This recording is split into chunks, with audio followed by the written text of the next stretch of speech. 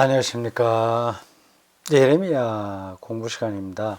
오늘은 28장입니다. 27장, 28장, 29장 이거는 같은 주제로 갑니다. 예레미야가 다른 선지자들과의 싸움을 벌이는 그러한 이야기입니다. 요게 지난 시간에 말씀드렸습니다만은 역사적 그 배경이 있어요. 물론 선지자들의 글들은 다 그 역사적 배경이 있습니다. 역사적 배경, 이 말이 중요합니다.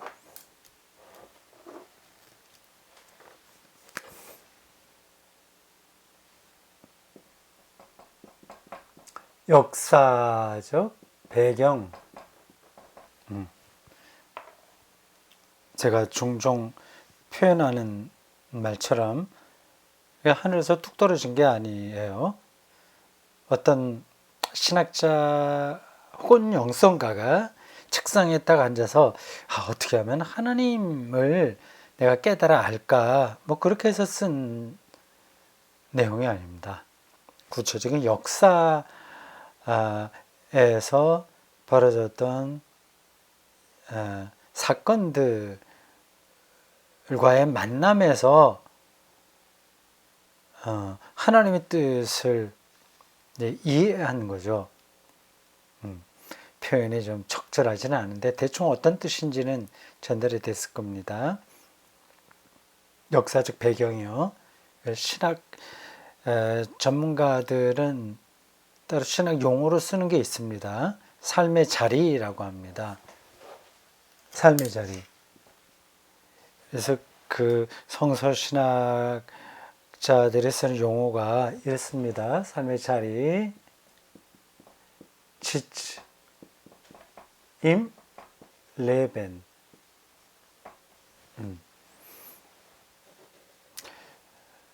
성서신학이 가장 많이 발전한, 앞서간 그런 나라가 독일입니다.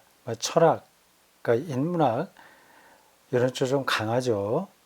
관념 철학이 좀 강합니다. 성서신학, 신학 전반에 대한 수준이 특별히 이제 개신교 신학이라고 할 때는 독일이 강합니다. 카톨릭 신학이라고 한다면 당연히 이탈리아, 프랑스 이런 나라죠. 미국은 전방위적으로 앞선 나라니까 신학도 만만치는 않죠. 주로 그쪽엔 그 실용적인 분야에 좀 발달했습니다. 기독교 교육이라든지 실천 신학이라든지 그렇죠. 독일은 그 신학의 근본이라고 할 수 있는 조직 신학과 성서 신학 이게 상당히 다른 나라에 비해서 앞서갑니다. 그래서 성서 신학에서 쓰는 용어가 독일어로 이렇게 표현됩니다. 지침 레벤, 이거 생명, 삶의 자리. 영어로 굳이 번역한다면 시트 자리요. 시트 자리라고 하죠. 자리를 잡으세요 하면 take a seat 뭐 이렇게 얘기하는 것입니다. take 취하라, seat 자리를 잡아라, seat in life 이렇게 말할 수 있습니다. 이게 가르치는 게 역사적 배경을 가르칩니다. 구체적인 역사를 말하는 거죠. 그러니까 예수님도 허공에서 활동하신 분이 아닙니다. 허공에서 나타나신 분도 물론 아니고요. 예수님의 역사적 배경 혹은 삶의 자리는 기원 고세기 기원 전 뭐 한 3년 4년 그때 태어나셔서 한 30년 어간에 활동하셨잖아요. 그 사이죠. 유대의 유대교 유대 사회에 로마의 지배를 받고 있었던 그 유대 사회 그게 예수님의 삶의 자리입니다. 그걸 빼버리면 예수님이 공중에 뜨는 거죠. 구약을 초기 기독교가 경전으로 받아들이는 이유는 아주 당연한 그 이유가 있는 겁니다. 예수님이 그 구약 성서 배경에서 사셨으니까요. 그 예레미야요 27장에서 29장 여기는 선지자들의 싸움이에요. 선지자들과의 싸움. 근데 이게 역사적 배경이 언제냐면 지난 공부 시간에 말씀드렸죠. 기억하시나요? 남유다가 바벨론에 의해서 완전히 멸망한 횟수는 BC 587년입니다. 제가 이 숫자는 여러 번 썼죠. 여러분들이 기억을 하고 있을 겁니다. 그래도 뭐 이거 꾸준하게 이런 공부를 하지 않으면 그거 다 잊어버립니다. 뭐 잊어버린다고 해서 뭐 크게 뭐 기독교 신앙에 문제가 되는 건 아니지만 구약 성서를 좀 더 깊이 있게 그리고 정확하게 이해하기 위해서는 이런 횟수를 아는 게 필요합니다. 왜냐하면 그 때에 요 말하는 횟수, 요때 어떤 일이 일어나는지를 우리가 알아야 이 본문도 정확하게 이해할 수 있거든요. 이게 왜 그런지는 그냥 설명드리지 않아도 다 아시겠죠? 지금 설교도 마찬가지입니다. 지금 저의 설교를 한 500년 후에 또 우리 신앙 후배들이 읽는다면 지금 21세기 초 살고 있었던 그 역사적 배경, 그리고 남북 분단, 뭐 자본주의의 범람, 그리고 우리나라 현대사에 벌어졌던 많은 일들, 뭐 그런 것들을 알아야 되겠죠. 그런 거 없이 그냥 제 설교만 생각한다면 그 뭐 충분하지 않은 겁니다. 네, 그 비슷한 거죠. 이게 구체적으로 정치, 사회, 문화 뭐 이런 것들을 다 이야기하지 않는다고 하더라도 설교 시간에 말이죠. 거기 이제 녹아 있는 겁니다. 녹아 있는 거예요. 이렇게 신앙은 절대 공중에 떠 있는 게 아니에요. 여기도 맞고 저기도 맞고 일반적인 진리로서가 아니라 구체적인 역사 안에서의 진리입니다. 그러니까 이게 조금 말씀드리기가 조심스럽긴 합니다. 그러니까 성경도 늘 진리는 아니에요. 예? 아시겠죠? 그건 뭐 제가 설명하지 않아도 그런 건 여러분들이 뭐 다 알고 계실 겁니다. 그러니까 바울이 그 편지에서 많은 이야기를 하고 있지 않습니까? 거기 나온 것들이 그 당시에는 그게 옳은 거죠. 예를 들자면 여자들은 교회에서 가르치는 일을 하지 마라. 그리고 모임이 있을 때 머리에 뭐 천을 가려라. 뭐 등등 그런 얘기도 있지 않습니까? 그거는 지금 맞지 않는 이야기죠. 또 먹고 마시는 그런 문제들도 지금하고는 다 다릅니다. 그건 그 시대에 필요했었던 이야기인 거예요. 그걸 염두에 둬야 됩니다.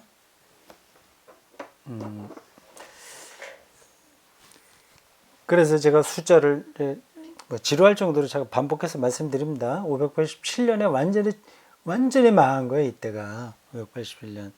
그 전에 BC 597년 10년 전이죠. 그때에 1차 포로 사건이 있었습니다. 일단 한번 잡혀갔어요. 그 이야기도 오늘 본문에 나옵니다. 지금 우리가 같이 읽고 있는 28장, 27장부터 29장에 이르는 이 전체 내용은 그러니까 요 중간에 있었습니다. 요 중간에 벌어진 일이에요. 500 BC 593년이죠. 4년인가? 594년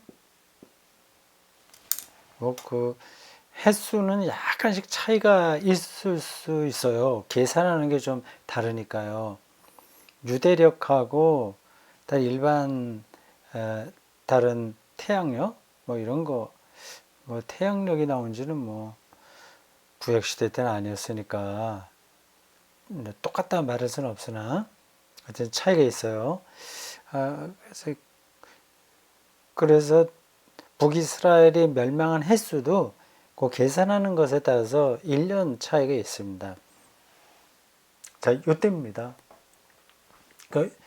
요 10년 동안 남유대에 왕으로 있었던 사람이 아시죠?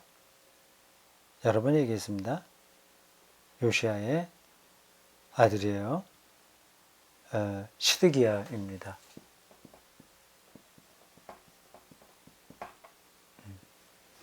자, 이런 걸 좀 배경으로 놓고 이러한 역사, 구체적인 역사 안에서 일어났던 사건입니다. 28장이에요.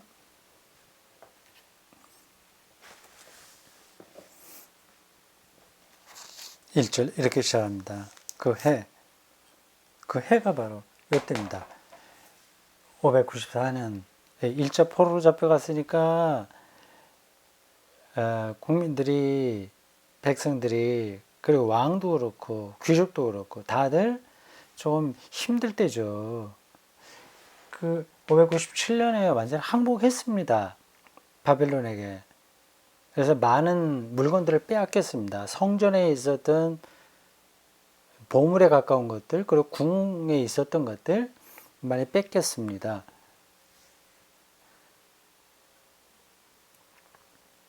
그때 또 포로로 잡혀간 사람들도 있었고요. 그러니 그 유대 사람들의 사기가 이렇게 뚝 땅에 떨어져 있을 때다. 그렇게 생각하시면 됩니다. 우리 1차 포로로 잡혀가고 한 3, 4년 흘렀을 때입니다.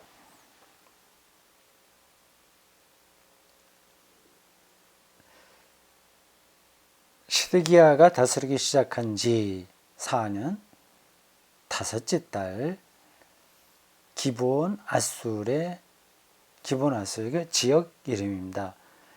기브온이라고 보통 얘기하는데 기브온 아술 이렇게 나왔어요. 이건 구약 성경에 따라서 조금씩 그 호칭이 다른 것 같습니다.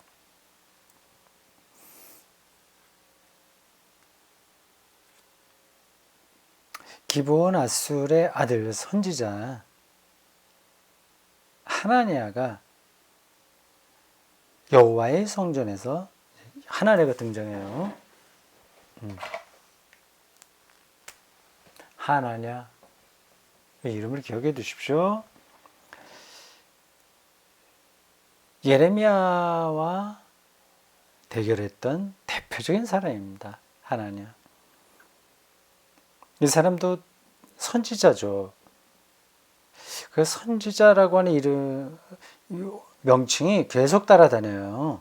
이 하나니아에게. 그러니까 이 28장을 기록한 사람이 일부러 그런 것 같습니다. 그러니까 하나니아가 별 볼 일 없는 사람이 아니다. 선지자의 전통에 분명하게 선 사람이다. 좀 권위가 있다. 이거를 강조하는 것 같습니다. 그러니까 반복해서 그 하나니아가 나올 때는 늘 선지자가 붙어요. 12절도 그렇죠. 선지자 하나니아가 나옵니다. 선지자라고 한다면 선지자 학교를 나온 사람으로 보입니다. 그 엘리사 시대 때부터 선지자들을 배출시키는 어떤 교육기관 같은 게 있었던 거로 보여요.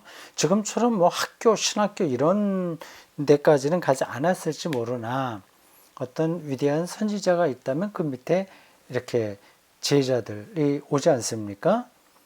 그러니까 아주 명망 있는 선지자 밑에 가서 일정한 교육을 받고 그 스승으로부터 선지자라고 하는 그 이름, 선지자라는 그 자격을 받은 사람, 그런 사람들을 가르쳐서 선지자라고 말하죠. 일반적으로 그렇습니다. 근데 그 선지자 학교를 나오지 않고도 하나님의 부르심을 받아서 스스로 선지자로 이렇게 자기를 내세우면서 그렇게 활동한 사람들이 있었던 것으로 보여요. 아주 옛날이니까 이게 어떻게 선지자 전통이 세워졌는지를 우리가 정확하게는 모릅니다. 어쨌든 여기서 이 하나냐가 선지자로 불리고 또 그 말씀을 전하는 걸 보면 근데 권위 있는 예레미야 못지않게 권위 있는 선지자였다는 것은 사실로 보입니다. 선지자 하나냐가 여호와의 성전에서 제사장들과 모든 백성이 보는 앞에서 내게 말하여 이르되, 이 내라고 하는 건 예레미야죠. 근데 예레미야가 이 28장에서 1인칭으로 이렇게 문장이 기록될 때도 있고 또 3인칭으로 됐어요. 근데 전체적으로는 3인칭으로 되어 있습니다. 예레미야가 뭐 하나님 말씀을 받아서 어떻게 했다 그렇게 되는데 여기서는 1절에서는 내게라고 이렇게 자기 1인칭으로 나오네요.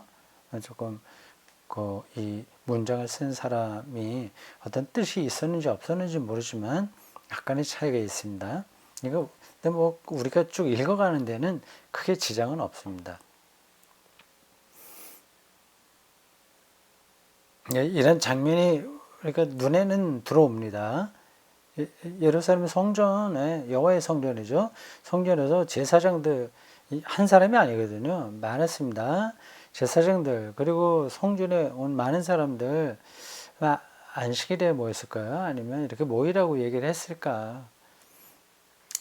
시국이 이제 좋지 않은 때니까 백성들도 얼마나 불안합니까?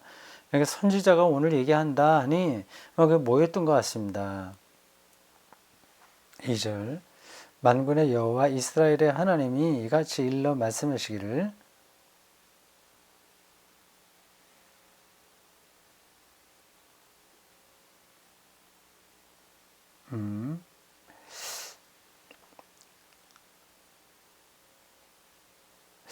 그 1절 제가 설명을 조금 잘못한 거 같네요. 문장을 보면요. 지금 바로 내게 말하여 이렇게 했을 때 이게 내가 저는 이제 예레미야로 생각했거든요. 하나님가 이 사람들 보는 앞에서 예레미야에게 말하여 이르되 그래서 이게 1인칭으로 사용됐다. 다른 문장에는 3인칭인데 그런 말씀을 드렸어요. 근데 다시 또 2절을 읽다 보니까 이건 하나님께서 하나냐에게 이렇게 말하여 이르되 그런 것으로도 읽힙니다. 이건 좀 정확하지 않네요. 하여튼 그건 빼고 읽어도 됩니다. 하여튼 하나님가 지금 얘기하는 거예요.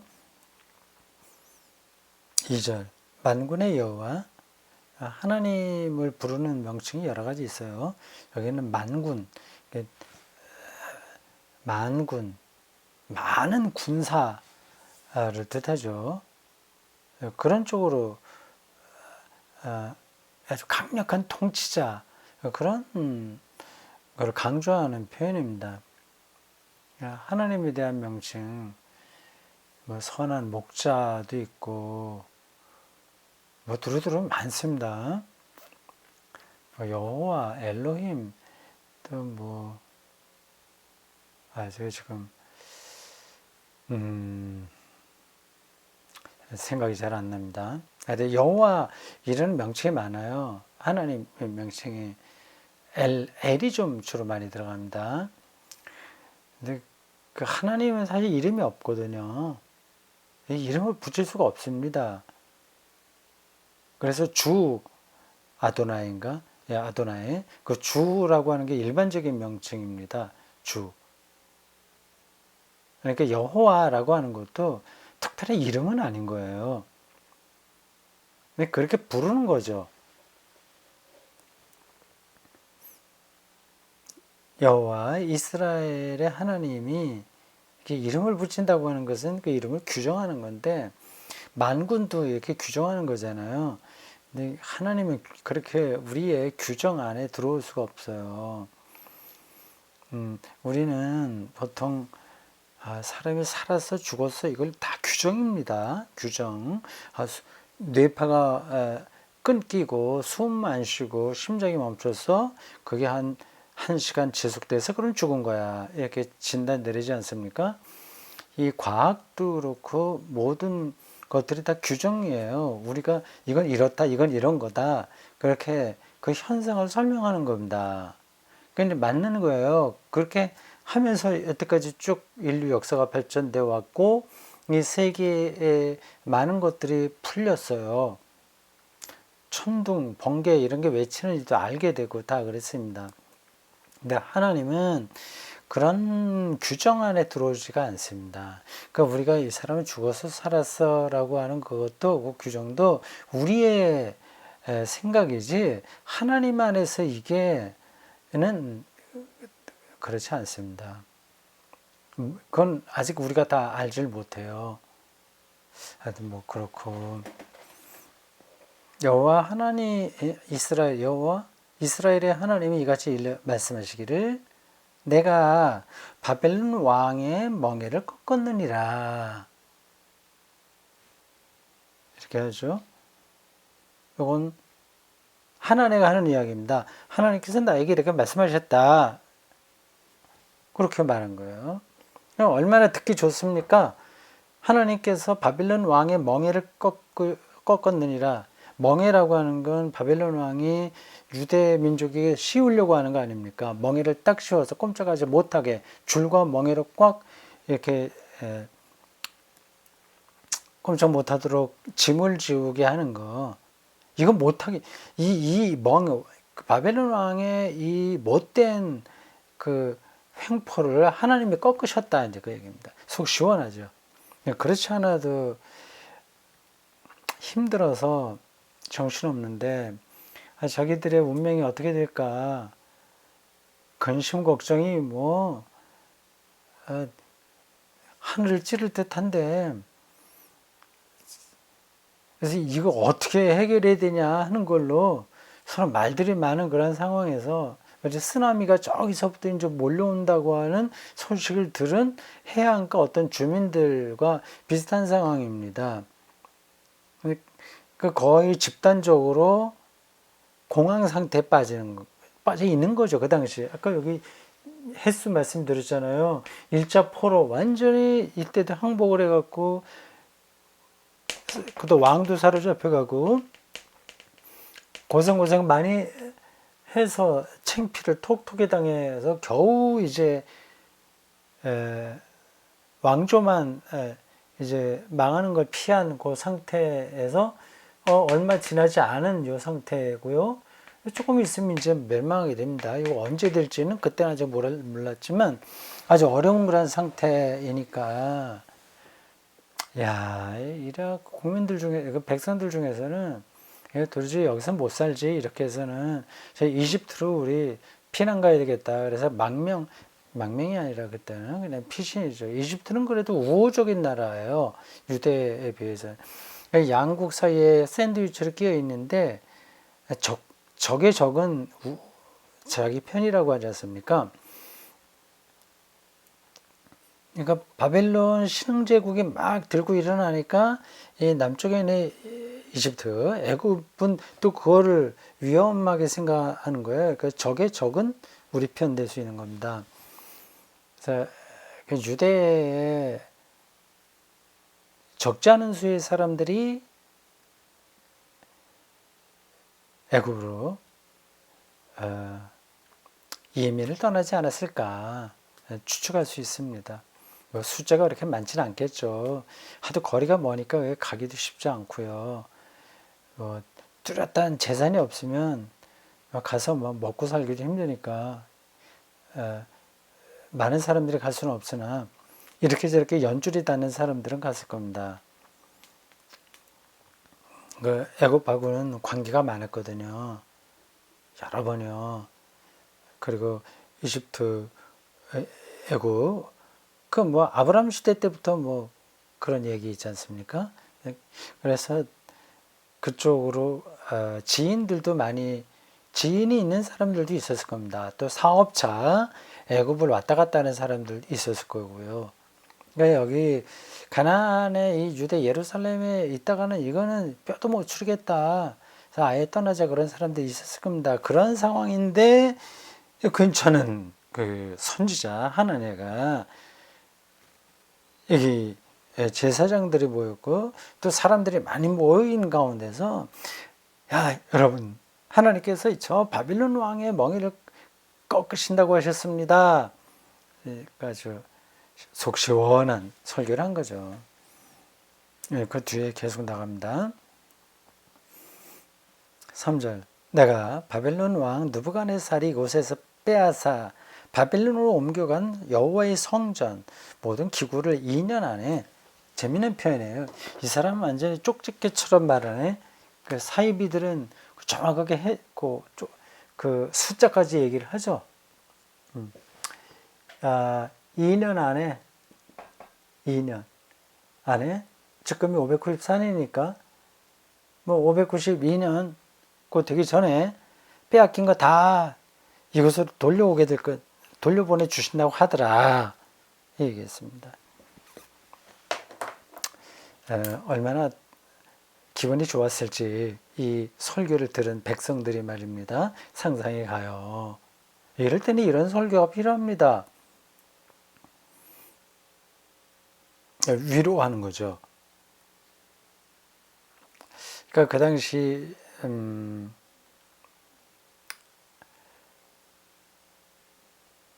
제사장들이나 백성들은 이 하나님의 설교에 솔깃했을 겁니다. 뭐 틀림없어요.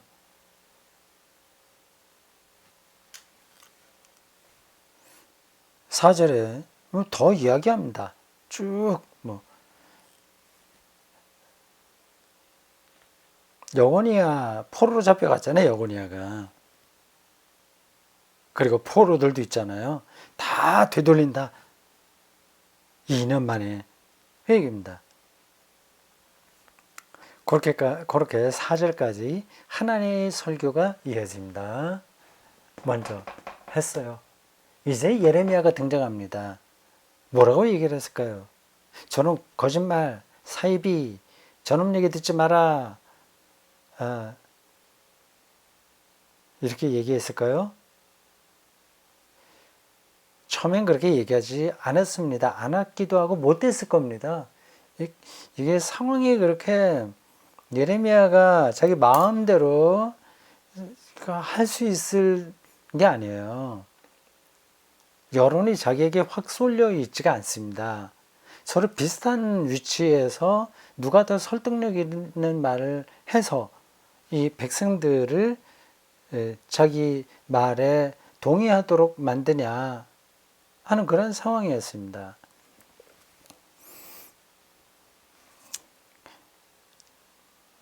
음, 5절 선지자 예레미야에게도 선지자 말 꼭 들어가고 하나님에게도 꼭 들어갑니다. 여호와의 성전에 있는 대제사장들과 모두 백성들이 보는 앞에서 선지자 하나님에게 말하니라. 이거 보니까 다시 1절로 돌아보십시오.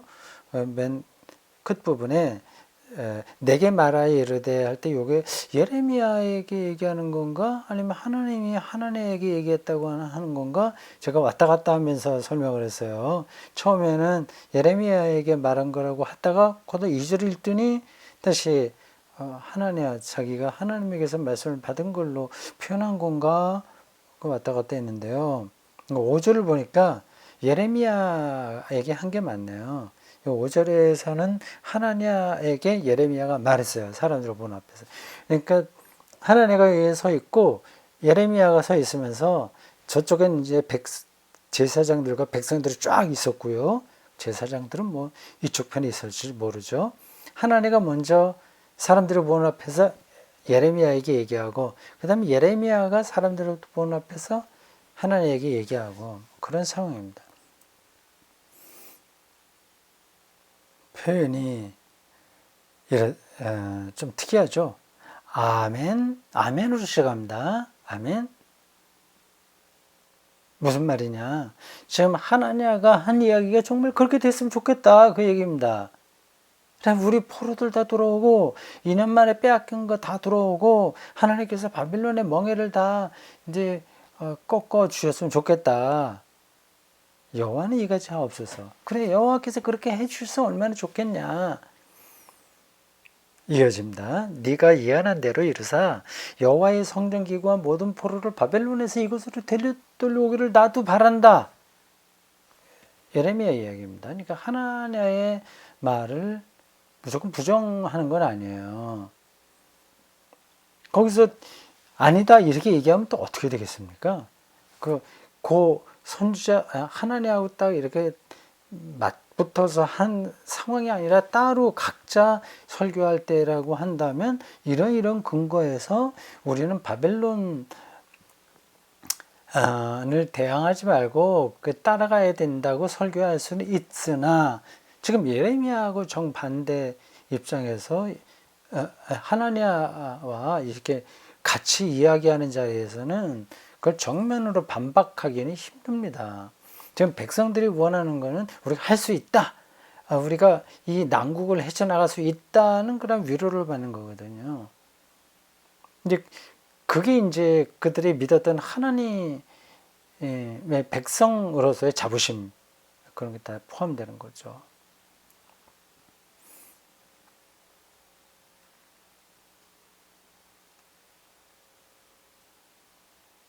근데 그 예레미야가 하나님의 말을 정면으로 반박하지는 않습니다.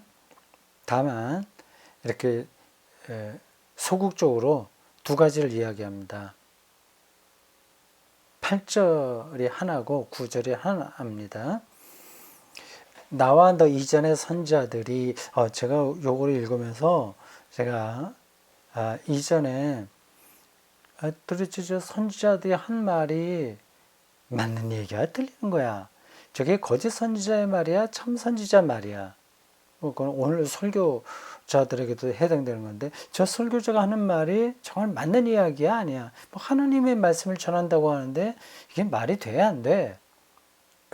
어떻게 그걸 판단하냐를 제가 설명했습니다. 기억하세요. 두 가지 기준이라고 했습니다. 그게 여기 그대로 나오네요.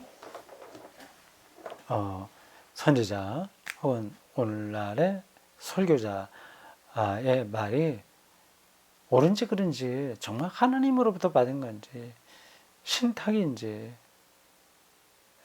아니면 말장난인지 말장난이라고는 하지 없어도 정확하게 모르는 건지 그 가르는 기준을 두 가지로 얘기했습니다. 하나는 기독교 2000년 전통 신학 전통에 바로 서 있냐 쭉 내려온 하나님 말씀에 대한 이해가 있거든요. 또 하나는 역사가 지나봐야 그 말이 옳은지 그른지가 판단된다. 역사 이건 종말론적이라고 할 수 있어요. 나중에 그게 드러난다고 얘기했습니다.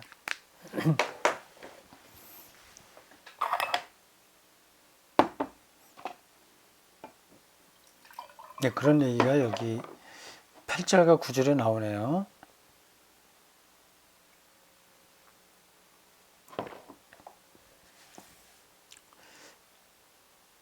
제가 정확하게 말한 것 같습니다. 이 두 가지로 보세요.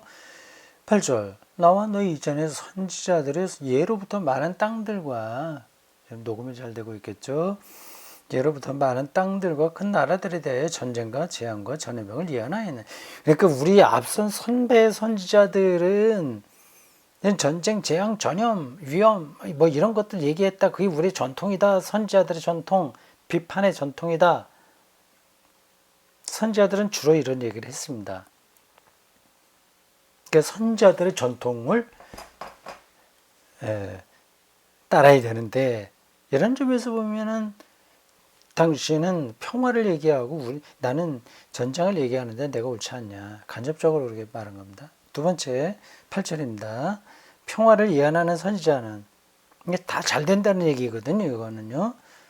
그 선자의 말이 응한 후에야 결과를 이제 뒤에 보고 그게 이루어지면 그건 그게 참된 선지자로 인정받는다. 그때서야 너는 하나님을 향해서 하는 얘기예요. 선지자라고 하는 인정을 받게 된다. 지금은 아니다. 두 가지로 얘기했습니다.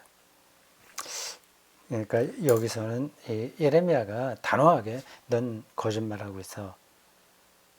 그렇게 말하진 않은 겁니다. 처음에는 나도 그렇게 하나님가 말한 대로 하나님께서 이루어줘서 얼마나 좋겠냐. 나도 그를 바라는 바다. 그러나 우리 예언자들 전통에 따르면 일방적으로 그렇게 잘 된다고 하는 평화 메시지는 바른 게 아니다. 그리고 그 평화 메시지는 나중에 결과를 보고 그게 이루어지면 그때서야 그 말한 사람이 선지자라고 하는 것이 드러난다. 그러니까 너무 이렇게 설치지 마라. 잘난 척하지 마라. 뭐 그런 뜻이죠.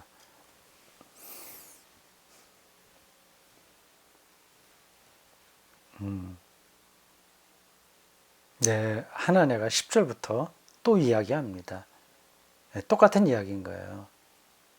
2년 안에 뭐 어떻게 멍에를 다 어떻게 한다. 꺾는다 그 얘기죠. 그래서 퍼포먼스를 펼칩니다. 그때까지 아마 예레미야가 자기 몸에 멍에를 걸치고 있었던 것 같아요. 우리가 바벨론의 멍에를 맬 수밖에 없습니다. 여러분 그 메시지를 계속 전하지 않았습니까? 그 하나의 퍼포먼스로 그 멍에를 쥐고 있었던 것 같은데 선지자가 예레미야의 목에서 멍에를 내서 꺾어버렸어요. 이제 그 다음부터 이제 예레미야가 강하게 메시지를 선포합니다. 13절 하나님께서 예레미야에게 주신 말씀이에요. 네가 나무 멍에를 꺾었으나 그 대신 쇠 멍에를 만들었다. 더 힘들어진다는 얘기지. 이스라엘 백성, 유대 백성들을 거짓 평화에 속게 했으니 그러다 보면은 더 무거운 멍에가 오게 된다. 그렇게 선포해라. 그런 말씀을 예레미야가 들은 겁니다. 14절부터 쭉 그런 얘기합니다.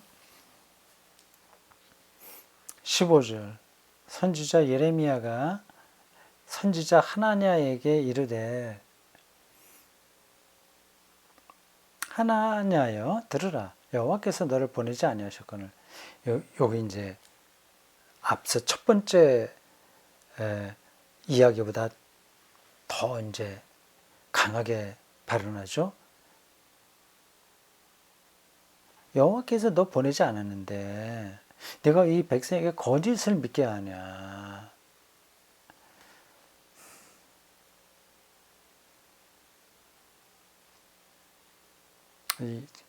이런 일들이 지금도 반복됩니다, 사실은요. 근데 이게 거짓인지 아닌지 딱 이렇게 지금 당장 눈에 이렇게 보이는 게 아니라서 백성들 그리고 회중들은 혼란스럽습니다.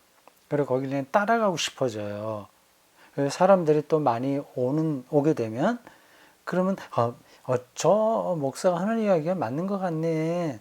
그냥 내용은 안 보고 사람들이 많이 몰리니까 왜 몰리는지도 생각하지 않고 일단 모이는 것만 보고 저게 맞는 것 같네 가서 무조건 거기 그 하나님 믿는 신용을 내는 겁니다. 그게 많아요. 그런 일들이요. 많을 거예요. 정말요. 거짓을 믿게 한다. 기복주 신앙 이런 건 완전히 거짓말이거든요. 그럴 바에야 뭐 무당을 찾아가는 거나 무슨 차이가 있겠습니까? 기복주의 우리가 일반적으로 알고 있는 기복주의요. 복이 하나님 믿는 신앙과 아무 상관없다는 게 아니라 성경이 말하는 복, 특별히 신학 성경이 말하는 복은 기복주의하고 완전히 다른 거거든요. 근데 거기에 매달려서 신앙생활하게 하는 건 이건 거짓 말을 하는 거죠. 하여튼 뭐 일반 신자들이야 사는 게 힘드니까 거기서 매달리려고 하는 거죠. 하나니아를 그렇게 비판합니다. 그 다음에 한 걸음 더 나갑니다. 16절에 보면 이렇게 얘기해요. 후반절에 너 하나냐 금년에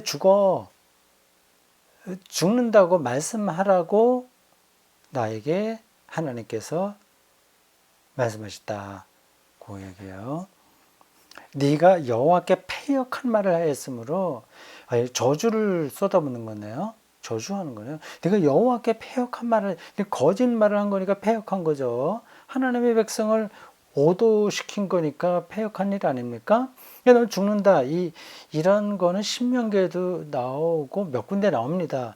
하나님의 말씀을 잘못 전해서 백성들을 오도하게 되면 그런 선지자는 죽는다. 그런 지도자 죽는다. 그런 얘기했습니다. 근데 이건 완전히 저주고 위협하는 얘기예요.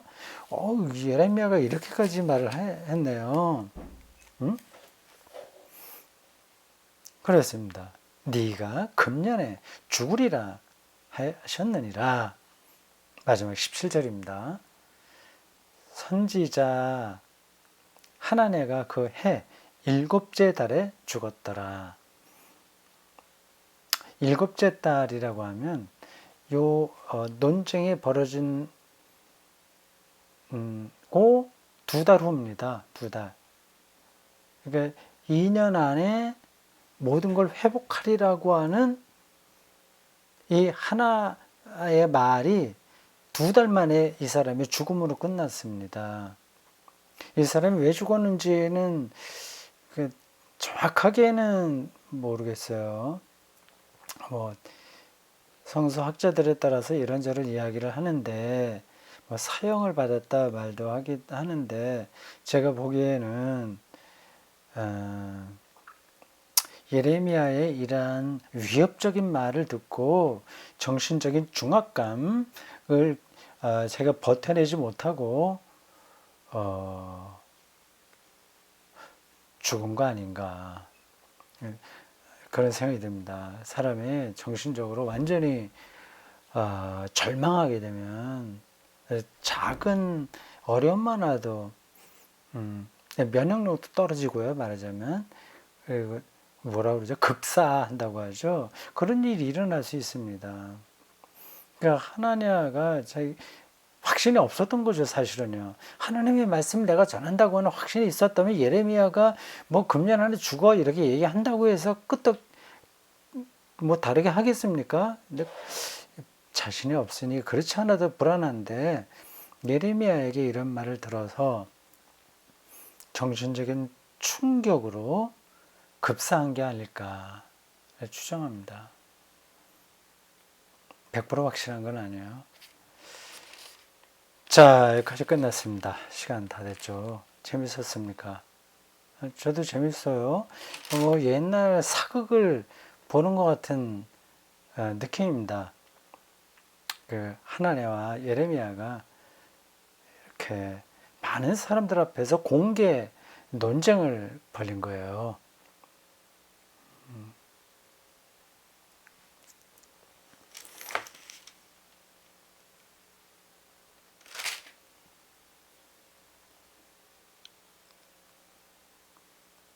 자, 그럼 여기까지 하겠습니다.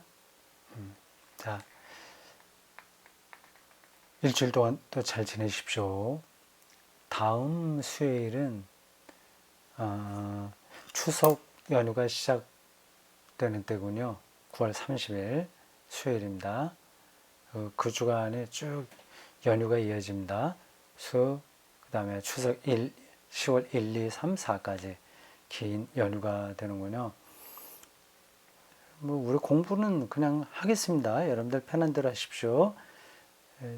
이렇게 직접 모이지 않고 유튜브로 하니까 그냥 미리 녹음했다가 틀기만 하면 되거든요. 여러분들 편하게 하시길 바랍니다. 추석 전날인 다음 수요일도 예레미야 이제 29장 공부하도록 하겠습니다. 좋은 계절이에요. 요즘요. 코로나19로 조금 불편하겠지만 또 많이 또 불편한 분들도 계시겠지만 용기 내서 즐겁게 지내시길 바랍니다. 다음 수요일에 뵙겠습니다. 고맙습니다.